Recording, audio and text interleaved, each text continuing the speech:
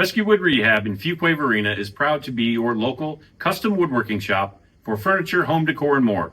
Visit us and maybe spend some time with our shop dog Amber. Rescue Wood Rehab is more than wood, it's an experience. rwrnc.com. For over 30 years, Cary Car Care has been the trusted, family-owned auto repair shop serving Cary and surrounding communities. With ASE certified technicians, we handle everything from routine maintenance to major repairs, always with honesty and transparency.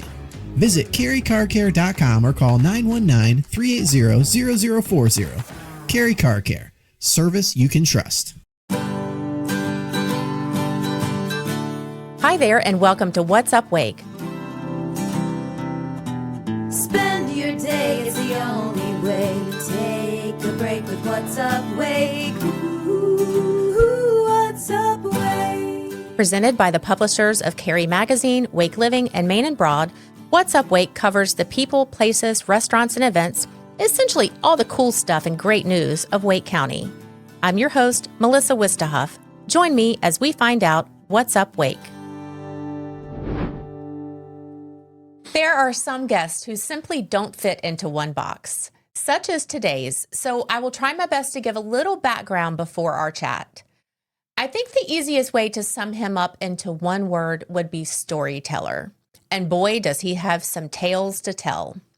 Maxim Langstaff has spent decades working behind the scenes with some of the most iconic names in the music world, collaborating with legends like John Denver and producer George Martin, known for his work with the Beatles, helping bring unforgettable stories to life on screen and beyond. He's a Grammy and Emmy-nominated writer, producer, and author whose creative and editorial work has reached millions of people worldwide. Now he's turning the page to a new chapter, quite literally, with his debut novel, Sasq'et.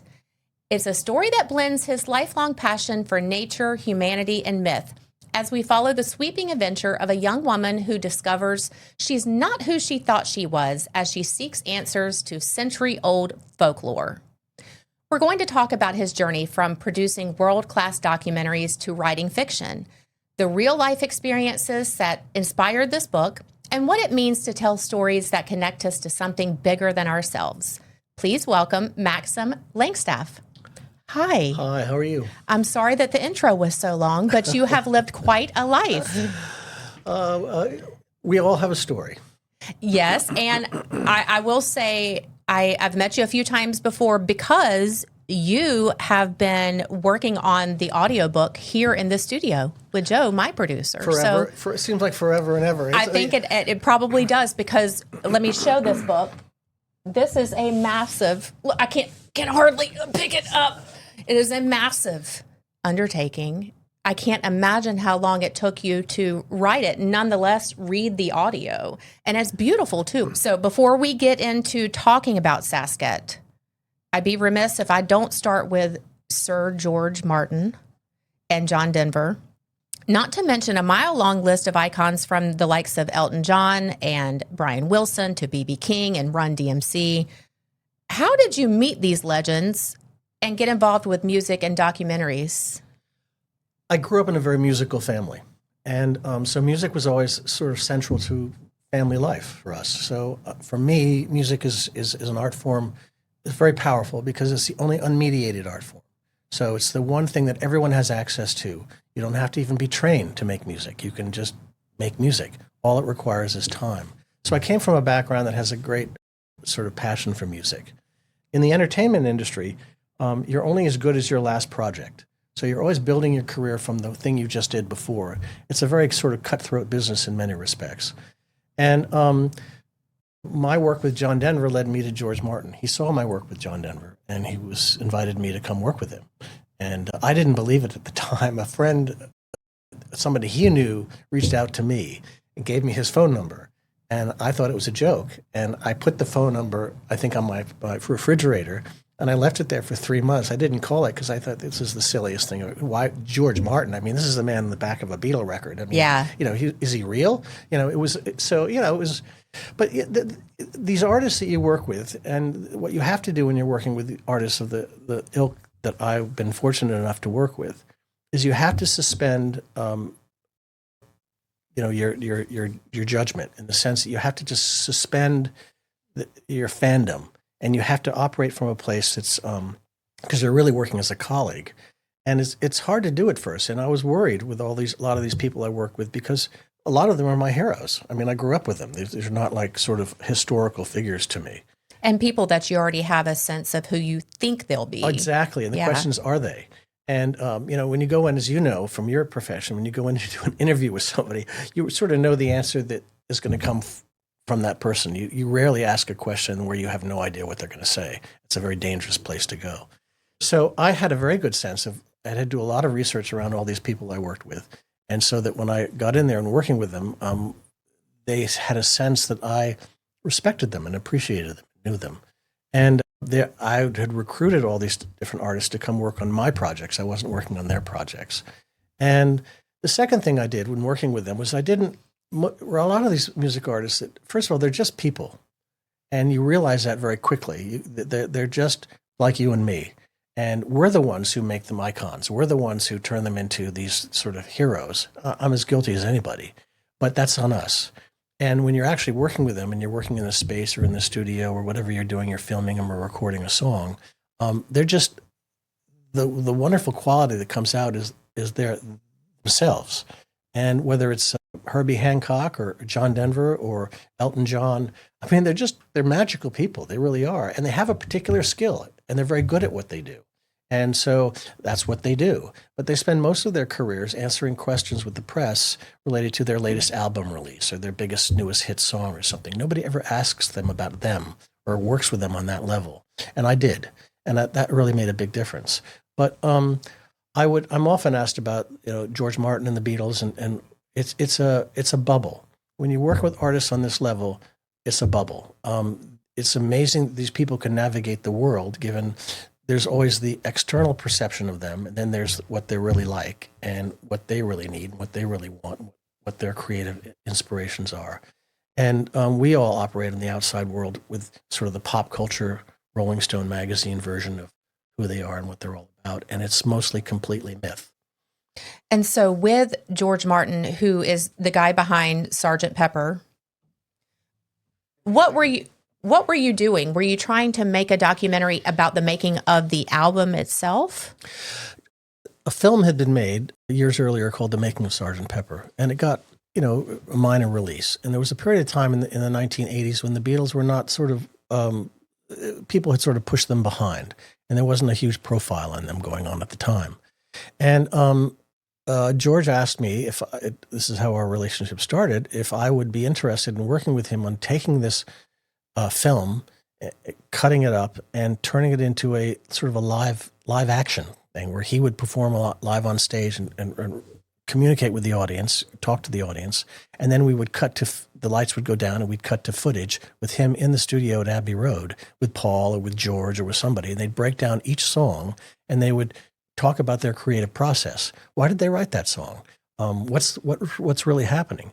As George used to say, which was quite wonderful, he said, the truth is way more interesting than the myth. And it is. And especially with the Beatles. I mean, I think all of us have heard about some of the makings of their songs Right. and the writing process, and it is fascinating. It is fascinating. Everybody also thinks that they were the best at what they did. Yeah. On some level, you could say they were. However, they weren't the best musicians in the world. They'd be the first to say so. They may not be the best songwriters in the world. I think they'd be the first to say so. George would too. But there was a certain kind of alchemy. But when they first showed up at the studio, they'd been turned down by every record company in the world. They were not very good. I mean, really not very good. Even George thought they were not very good, and he'd never see them again after one song. And again, the story about how they got signed and what took place is very personal, actually. It's not at all what people think. So there was all that. But what we did is we developed this Making of Sgt. Pepper, and it was very, very successful. And we took it around the world and for years. And then we started to do other things together. And so I worked with them for around 16 or 17 years. Wow, that's a very long time. I didn't think you were going to say that. Well, Okay. it was interesting because people often say, when you work with an artist like George Martin or you work with somebody like John Denver, I mean, they're walking industries. They're entire industries in and of themselves. I mean, you could spend your whole life working with that one person, and there's so many projects, and there's so many things to do, and so many opportunities and things that you want to develop. And I was well on my way with John on that when he unfortunately was killed.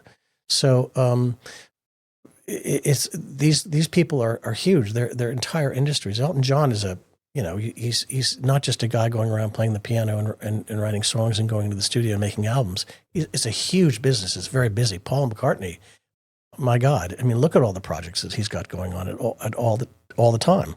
It's yeah, huge. you're talking about people who have had some serious longevity. Right. And they talk about teams of PR people and marketing people and sales people and all these people who are out there who are sort of helping him cover the landscape. And so there's the business side, and then there's the creative side of working with these people. And it's a very, very, it's a funny business because it's a very small business. And it's a business that's sort of falling apart now, unfortunately, the music industry. But most of the big arts forms today are. Film is having trouble, television's having trouble, and certainly the book industry is having trouble because increasingly in the pop culture environment that we're in with AI and with all the social media, it's much, much harder to reach people. I mean, technically, the whole idea of social media was that you can reach everybody in the world. You can reach billions, but you can't really. I mean, reaching everybody is like reaching nobody. And so how do you do that? How do you actually reach somebody who might be interested or might not even know they're interested, and all of a sudden they find they could be interested? It's a much more challenging environment because there's no filters anymore. Everything, everyone can make a record in their bedroom. Everybody, I'm going to write a book. Everyone's going to write a book. So, of course, the book publishers are overwhelmed. So they need to keep people away from them because, if you're a publisher and say you're an agent or something like that, I think they get over 1,000 books submitted a year, the typical agent, and they're only able to handle 10 or 15. So what happens? So the systems that we have today are overwhelmed. And so it's very, very hard. There's never been more talent in the world than there is today. Never, certainly in music, among other things, and writers. But they can't get arrested. They can't. The best of the best is not bubbling to the top anymore because it gets lost and buried in the unfiltered mass. It's just too much. Too much. Yeah. And we can't. Yeah. We as viewers and listeners and audience members and readers can't follow. We're not sure what to read. We're not sure what to listen to. Yeah, we're inundated, but we're also our attention span has shortened so significantly too. So it's all a perfect storm, it sounds like. So I should have written a 2-page book, not a 500-page It would have made your life a lot easier, yes, I'm sure, Maxim. Yes. Okay, I want to talk about John Denver before we start talking about Sasq'et. You worked with John Denver on the Wildlife Concert, which had a strong environmental message. Do you see a connection between that experience and the themes that you did start exploring in Sasq'et? Yes, I do. And where did your love of conservation and nature come into play to begin with? Have you always been mindful? I've always been drawn to nature, and as a child growing up, I spent a lot of time alone and a lot of time in the woods. Where did you grow up, by the way? I grew up in New England. Okay. So Connecticut, Vermont, Maine, and I spent a lot of time in the wilderness and did a lot of wilderness camping. So that was always sort of a big part of my ethos and things that I loved. And that's all embedded in the book. People say, well, it's a book of fiction. I'm like, well, I don't know what fiction is. I don't know fiction, nonfiction. I don't know if there's any such thing as fiction because you can't write about what you don't know. Yeah, the lines are definitely blurred. But for the consumer, obviously, it's fiction. John Denver, I saw him do a concert in New Hampshire. And actually, I described that concert in the book, sort of fictionalized it slightly, not really. And I was just profoundly... It changed my life. I remember driving home through the muskeg and the wilderness back. I was living outside of Portland, Maine, thinking the world needs to hear this or see this. And it took me about 12 years, but that was the birth of the Wildlife Concert. I was offered a position at the Wildlife Conservation Society, and it wasn't really my field of expertise or interest, I thought. And then when I started to meet some of the people at the society, and I meet some of these extraordinary scientists and the extraordinary work they were doing, I thought, I can't say no. So I became a part of the Wildlife Conservation Society and worked with them for a number of years. And part of what we were trying to do is to nationalize what a lot of people thought was a sort of Eastern regional institution It's ironic because it's the largest conservation organization in the world. They've probably done more than anybody. But so I thought, well, wouldn't this be great to get John, do a concert with John and theme it and make it so it's a benefit to the Wildlife Conservation Society. So people he can use John's platform to, bring up the wildlife conservation societies. And so we did that. And it was people thought it would be successful, but it blew the doors off the industry and became the most successful, I think, music program in cable history to that point in time. And we spawned multiple platinum CD sets, and it was amazing. I mean, even I was shocked. John certainly was shocked, and because he hadn't had his profile had sort of waned because in the 1970s there was a period of time he was the biggest selling artist in the world, and as John used to say to me, well, there's only one place to go when you're at the top, and you need to realize that when you get there. And there's a certain quality of humility that he had, which was very powerful. But so, and for John, it was important to me, his authenticity, and which is very, very counter to the way the music industry operates, which is a much more cynical sort of thing. And, anything new is better than anything old, which is unfortunate because if you've never heard whatever the music is, it's new. So that's part of its magic. So this was a huge thing, and I guess it got to the attention of George Martin, and he saw it, and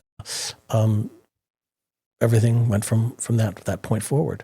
And then I was developing some other projects and things. A lot of the project I did, for example, Soundbreaking, which was originally called On Record: The Soundtrack of Our Lives, and came from sitting with George at airports and listening to him tell stories about things. I'd ask him questions. We'd just be waiting to make the next transfer or something. And just things began to click for me. And I suddenly realized that the Beatles story had never really been told. The Beatles have been essayed ad nauseum forever. And everybody has every story and knows everything about everybody, what Paul McCartney drinks for breakfast. I mean, we know all the details about their personal lives and everything about it. But why? Why the Beatles? Why at that time? It's never really been told. It's only been told in the context of the 1960s or in the context of rock and roll. So I was intrigued by, because George Martin's background is so much more than just the Beatles, but he was one of the Beatles. He was really the fifth Beatle. He played keyboards on most of their records. He did all their arrangements. He produced all their records except part of one. And and so, what else was he doing? And what did he bring to the table? When you look at some of the great artists, John Denver would be one too. Billy Joel would be another one. They were all produced by Gus Dudgeon for Elton John by really, really brilliant musicians. They weren't technicians, these guys. These guys came out of Juilliard. These guys were prodigies in their own right. And so the role they played as arrangers and producers for these are other artists. I mean, as George loves to say, Eleanor Rigby's a wonderful pop tune. It's just fantastic. But what makes it soar? It's the string arrangement. Well, who did the string arrangement? George did. Yesterday has a string quartet in it. Who came up with that? There's some great stories around that. But so it's just like a movie. Yeah, the movie can come together, but if the editor screws it up in the room at the end, the movie's a totally different outcome. Right. Yeah. It's interesting you say that because I always think that Hollywood movies are really an editor's medium. Yeah. The theater's an actor's medium. Mm-hmm. Why these actors are getting paid so much money, I'm not quite sure I understand, because really the editors should be getting paid their fortunes because they can make or break it. Make or break it. And music, a lot of people would say, and I would agree with this, music is about 70% of a film. If you look at films, the music is so important, and yet we don't really pay attention to it. But it guides us emotionally. Yeah. Well, look who's exercising again. Good choice. Eating right, too. Another good choice. Fish, fruit, and veggies are my friends. Oatmeal is good for me, as is staying away from saturated fats. Ugh. They don't call it shortening for nothing. I mean, look at you. You've lost weight, you're back on track, you look amazing, and thanks to you, I'm looking pretty good myself. WakeMed Heart and Vascular. Your heart, your choice. Spring is in the air, and there's no better way to celebrate than at Cary's Spring Days Arts and Crafts Festival. Join us Saturday, April 25th from 9 to 5 at beautiful Bond Park for a full day of art, music, food, and family fun. Explore one-of-a-kind creations from over 170 North Carolina artists. Enjoy live performances. Grab delicious bites from local vendors and take parts in hands-on activities for all ages. Whether you're shopping, relaxing by the lake, or just soaking in the springtime vibes, Spring Days is all about community, creativity, and new beginnings. Bring your friends, bring your family, and don't miss Spring Days 2026. Okay, so clearly you are used to being a pro at telling other people's stories. So what made you then decide that you wanted to tell your own, and what sparked the idea for Sasq'et? Okay, that pretty easy. And my answer will probably be highly unconventional and disappointing, but I didn't decide to write this book. There was no moment where I made a decision, I'm going to write a book. The book came out of a series of essays that I'd been writing. I was living in a cabin in northern Maine, and I had no running water, and had an outhouse and a dog. And I was by myself, and I just started writing. And I didn't know what I was writing or why I was writing it. And the prologue of the book, in fact, was the first thing I wrote. And it was not connected to this book at all. I didn't write it as a part of, this is going to be a prologue to a book. I just made it the prologue after the fact. So a lot of the book it didn't come together in a linear fashion. I'm going to start here. I'm going to go. I had these just sparks of creative, of impulse, and I just went with it. I'm a big believer, and John used to say the same thing. This stuff comes through you on some level. It's not something that if you think you're in control of the whole process and this is your ambition, and it comes from a place of ambition, it's probably not going to be very good. Because the key to, I think, good creative expression is allowing something to come in, and that sort of quality of allowingness. And obviously I was in an environment where I had no distractions. And so it just came in. And it's very powerful stuff. And I don't mean to get all weird on everybody, but it's what it is. And what happened was, I think it's very poignant, because we are living in a world that we are so distracted constantly, right, that we're not letting ourselves daydream, right, be creative. Right. We don't let our children are never bored. Right. We need to stop. I feel like, for me, I had to be in a place where I could stop trying. Yeah. Stop trying. Just live, and it will come. You have to have faith and trust. And then I took my dog Kemo, who's a big star in the book. Yeah. He's a real dog. We went across the country together in a car. It's sort of like John Steinbeck's Travels with Charlie book, where he took his dog across the country. Wonderful book. And so I took Kemo and I went across the country. Through the course of that journey, I was writing in hotel rooms in different times, and when we were camping out in the Rocky Mountains and places like that, a little bit more kept coming to me. And finally, I was in California, and I was doing other stuff, as they say, getting increasingly distracted, as they say. And I was walking with him in the Santa Monica Mountains. The dog and I were and this line came to me out of nowhere. And the line was right here. It's the tagline of the book. Sometimes the truth is best left unknown. And when that happened, all of a sudden, I saw the whole book. It's just like I saw the whole thing. And so for me at that point, my job was to use my craft and my skill and my training and my background to capture it. I mean, I saw myself as someone who was just trying to capture a narrative. And that's how it unfolded. And when you're writing a book, you start, I'm going to write this, you start writing, you think you're going a certain direction. And the next thing you know, it's like the Wizard of Oz, with the scarecrow, all of a sudden they go to the left instead, down a different path. It's you find yourself going in a completely different direction that you didn't anticipate, you didn't know. And it's wonderful. That's sort of the book, the journey, the narrative takes you, the writer, to someplace you had never known, never expected, never imagined you could ever write about that. And things start coming out off of your fingers or whatever it is that you couldn't, you look at it later and go, did I say, wow, how did I come up with that? How did I come up with that? And it's so exciting because it's not an ego place at all. There's no ego involved. It's all, for me, it's all just gratitude. So without giving too much away, how would you summarize the story of Sasq'et? Sasq'et is a journey of a woman, and that was very important to me. I wanted it to be a woman's journey.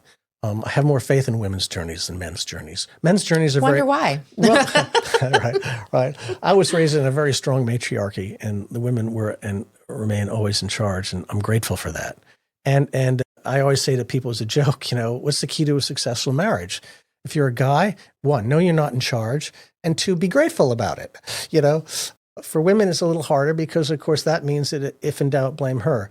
So there's there's a payoff either way. But I think so. That was very important to me, a woman. The second thing the book is really not about. I shouldn't say this, but I will. It's really not about Bigfoot or Sasquatch. It's really not what the book is about. But the Sasquatch is really is a device that I'm using in order to express something much bigger than that. And really guide her adventure. Guiding her adventure and her self-discovery about how all the assumptions she had about her life and her relationship to the world and nature and the natural environment were being forced upon her to change. They had to change. And the growth that she got from that process is very powerful. I think what interested me and sort of intriguing things for me, and I have not resolved this at all, is it so if you're going to use Sasq'et or Sasquatch or whatever you want as a device, you got to know something about it. So I started to do some homework. And the more I got into it, and I tried to be very thoughtful about it, and I tried to find real scientific information as opposed to all the pop culture nonsense that's out there, stuff began to show up that was like, how come nobody's talking about this? And actually in the process of writing the book, I changed my perspective on Sasquatch. And I'm less certain about my certainty today. And so what happened in the book, and I suddenly realized that I have a whole nother sort of responsibility here, which is nobody has ever written a book or any document that takes someone who might be interested or be curious about it through the entire story, spiritually, intellectually, commercially, in terms of how it's pop culture, all that kind of stuff, and human beings operate from belief. We don't operate from fact. We never have, and this is part of why we live in the world we live in today. We accumulate lots of beliefs and then we aggregate them together and then turn them into fact because there's just such a high volume. There's a lot of belief around Bigfoot and Sasquatch, and I think about 40% of the American people, among others, adults in this country, either believe this creature exists or would like to believe it exists, which is an astonishing number to me. But what never gets processed in this sort of dialectic that takes place in pop culture is the scientific elements, the basis of this. And so to me, it's like, well, is Sasquatch real because we need it to be? And we make this thing up and it becomes what it has to be for us? There's an element of that. You think of the teddy bear, is it a real bear? No, it's a teddy bear. And it changes the entire nature of a bear. When you think about it, you give a child a teddy bear, you're not giving him anything that's connected to a bear. Yeah. So we have this whole thing that go on there. So we then call it Bigfoot. And we have this whole thing and it's, movies and TV and all this kind of stuff. But there's something else going on here.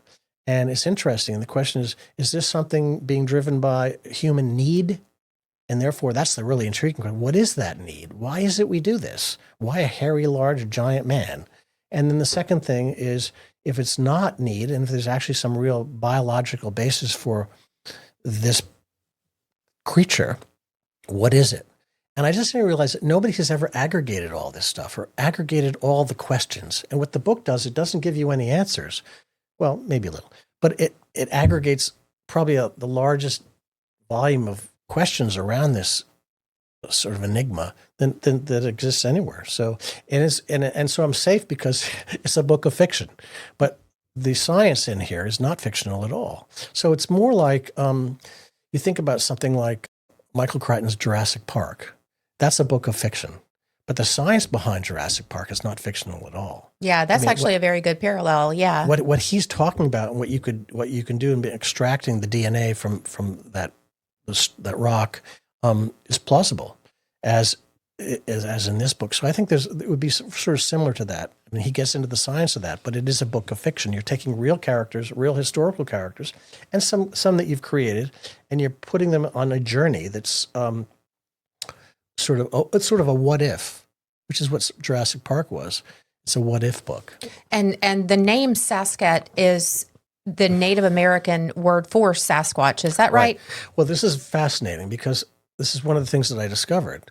There's not one name for this creature. There's, I think, 40 different names for this creature in different Native American language groups. People don't realize that there are more Native American cultures in North America there were than all the cultures throughout the rest of the world at one time. And they were obviously all wiped out. And they all had their own language groups, their own perspective. And they all had a word for this creature. Now, their word for the creature is different, but their description of the creature is identical. So you have to start believing that humanity is completely, totally delusional. And there's an argument to be made for that. But, and then you look at all the names of this creature that specifically in the Pacific Northwest, and they all have a different name. And these are Indian tribes that live fairly close to each other. Sasq'et is a name that came from the St. Ailes Chehalis people in a section of the Pacific Northwest. And it is their name that they use, Sasq'et.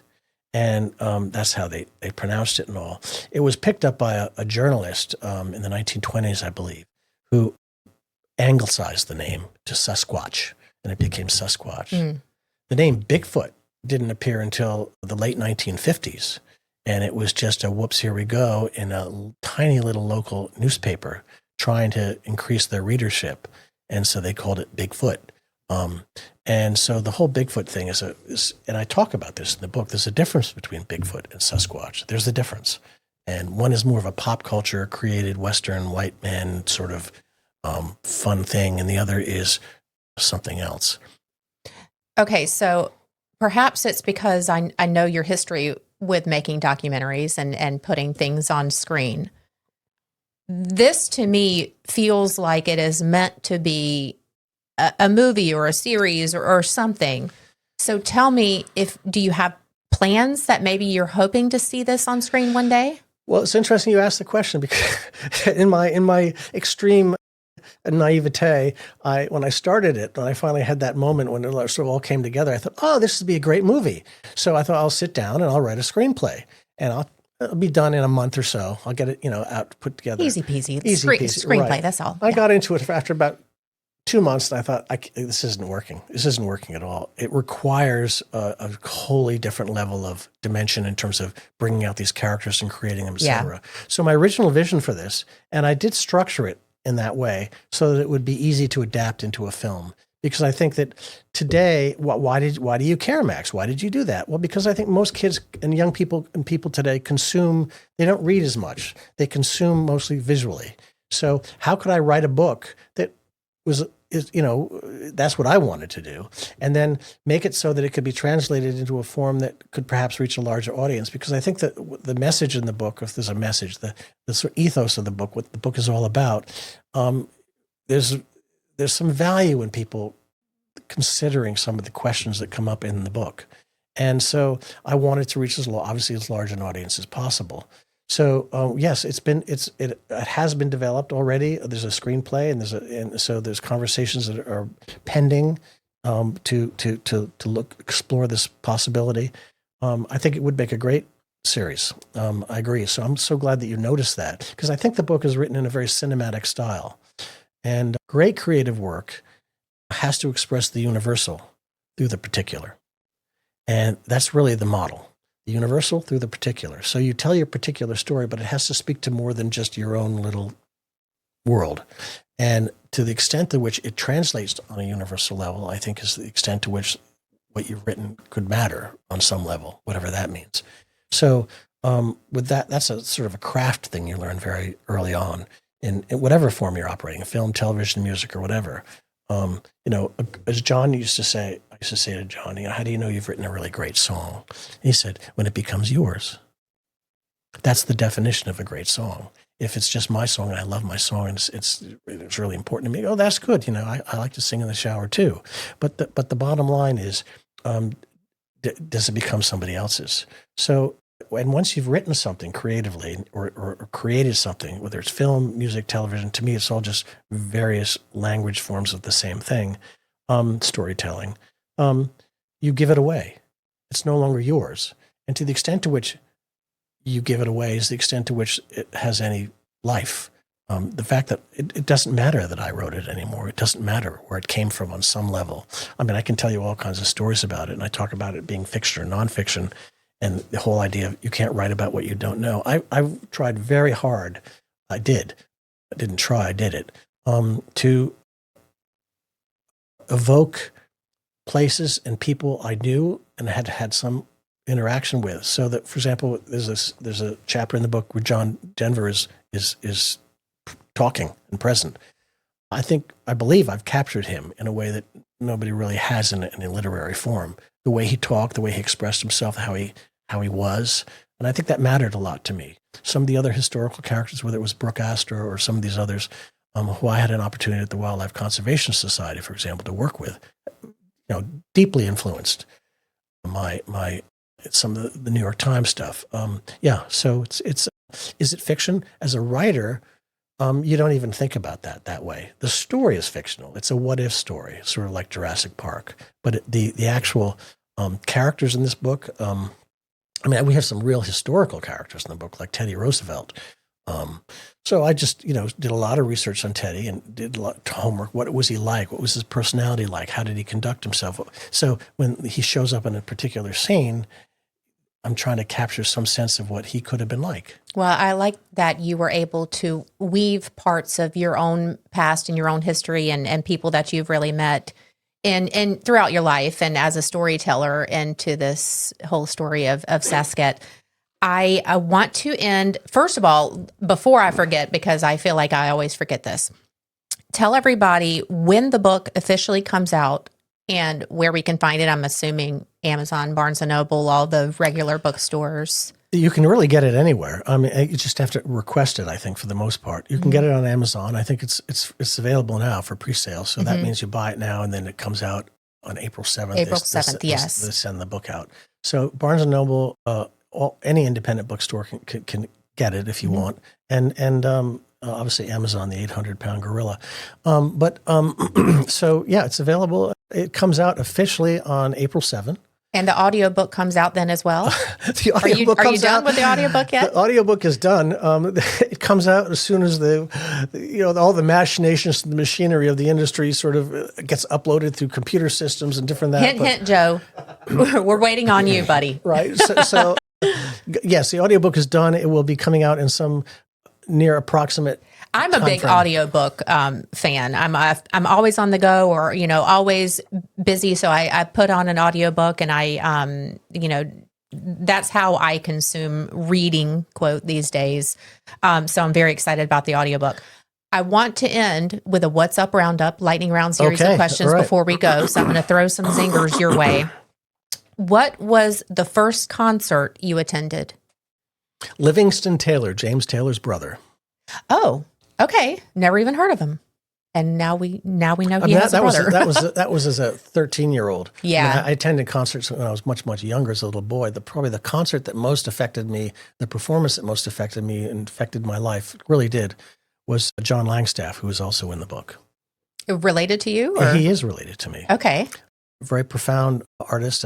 I think the Washington Post said at one point that he may be the greatest baritone of the 20th century. Wow. That was just a momentary review, mind you. But he was a man who wanted people to understand. There's a long story around him. He was classically trained at Juilliard and then Curtis. But he was a man who he fell in love with folk music. I mean, the real deal, the stuff in the North Carolina deep Appalachian Mountains. And he felt that this music needed to be heard by more than just the local people. This was really powerful music. And so if you apply a professionally trained musician and music artists and singers to these songs, how do they translate? So he spent a lot of his career doing that. And the books have been written about him. But I remember seeing him as a 5-year-old in concert, and it just changed my life in a weird way, the way John did years later. Speaking of John, what is your favorite John Denver song? Oh, that's like asking somebody your favorite food or your favorite movie. That's not fair. Gotta do it. Favorite John Denver song. Have to name one. My favorite John Denver song would be, God, very, very difficult. I'd say probably, because I produced this version of it, the one version that I produced I liked is called I'm Sorry. Okay. It is like naming a favorite child. It is difficult to do when there's so many good ones. If you were to make a documentary with an artist you've never worked with before, and that's slim pickings at this point because you've worked with so many, who would it be? If I could work with an artist now I haven't worked with that I sort of think about, gee, I wish I had worked with that artist, it would be Paul Simon. Oh, good one. Very good one. I would love to watch that. I'm not sure that Paul Simon isn't I don't like to use the word greatest, but isn't the most powerful songwriter of the second half of the 20th century. I mean, the man's material and the man's songs, both as Simon and Garfunkel and himself solo, it's just the range, quality of the songs, the lyrics is as close to poetry as you can get into a lyric. And there aren't very many people who can write that quality. I say I have a female artist who I would like to work with. I worked with her a little bit, but I'd like to work with her more. I think she's maybe one of the best, if not one of the most powerful songwriters today, would be Mary Chapin Carpenter. Okay. And I mean, she talks from a woman's perspective. A lot of women songwriters speak from a generic perspective because women's voices have never been given the respect that it needs. But she talks from a woman's perspective. It's a woman's worldview. And we need more of that in the world today. And it's very powerful stuff. And like Paul, her lyrics are almost poetry. It's not, because it can't be. There's a whole conversation around that. But it's as good as you can get. And finally, if Sasq'et does become a TV show or a movie, who would you want to see in the cast? Wow, that's a very good question. There's a lot of people who could play a lot of interesting parts. I don't really have any. It's funny, we have cast lists that we've sort of put together and thought through. It's hard to say. One of the people who I thought would be I was quite intrigued by her performance in the movie, was it 1883 with Sheridan? Yeah, all these Sheridan shows have become huge. The young girl who goes with her parents, I think it's Tim McGraw and Faith Hill were her parents. So to answer your question, Isabel May is an artist, as an example, that she intrigues me in her performance in 1883, the Sheridan series. She does a lot of narration. And there's a lot of narration in my book, as you know, from the journal entries and things like that. So she's an artist who I think could perform. Excuse me. She's an actress who I think could deliver the lead lady. Yeah. She's an actress who could deliver the narrative of Mallory in the book quite wonderfully. In terms of male actors, the lead male, there's so many. It'd be very hard to sort of pick one. It depends on how the chemistry works between them and how that all works out. So I don't really have anyone in mind specifically. There's a number I think could be terrific. I think that the important role and the important voice that came through in this book, and it was very important to me in writing it, is to the extent to which there is a perspective, it's from a woman's perspective. It's not in terms of the interactions and things of that nature. As well, and the other thing that I think is exciting to me personally is Kemo, the dog.